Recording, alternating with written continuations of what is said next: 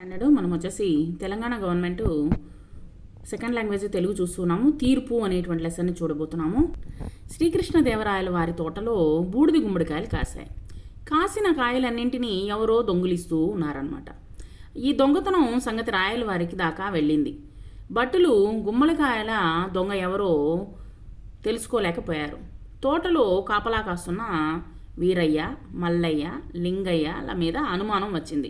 ఎందుకంటే వాళ్ళు మటుకే ఉన్నారు తోటలో వారిని వేరుగా రాయలవారి ఆస్థానంలోకి తీసుకుని వెళ్ళారు. ఆ కొలువులో వికట కవి తెనాలి రామకృష్ణుడు కూడా ఉన్నాడు.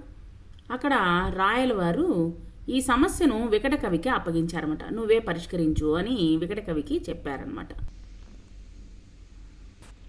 రామకృష్ణుడు ఆ ముగ్గురిని పిలిచాడు. మంత్రించి ఇచ్చానని చెప్పి ఒక్కొక్కరికి ఒక పుల్ల ఇచ్చాడనమాట. నేను మంత్రించి ఇచ్చాను ఈ పుల్లని అని చెప్పేసి ఇచ్చాడు. ఎవరు దొంగతనం చేస్తే వారికి ఇచ్చినటువంటి పుల్ల మరుసటి రోజుకు 1 అంగుళం పెరుగుతుందని చెప్పాడు. జాగ్రత్తగా మరునాడు ఆ పుల్లలను తీసుకొని రమ్మని చెప్పాడనమాట. ముగ్గురు ఇళ్ళకి వెళ్ళారు. మల్లయ్య తనకిచ్చినటువంటి పుల్ల ఎక్కడ పెరిగిపోతుందో అని భయపడి 1 అంగుళం తుంచాడనమాట.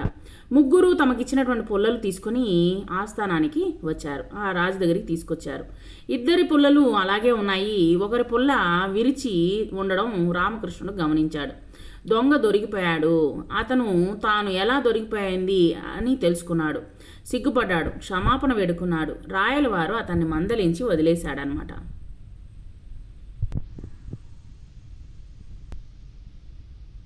ఇక్కడ క్రింది పదాలను స్పష్టంగా చదవండి.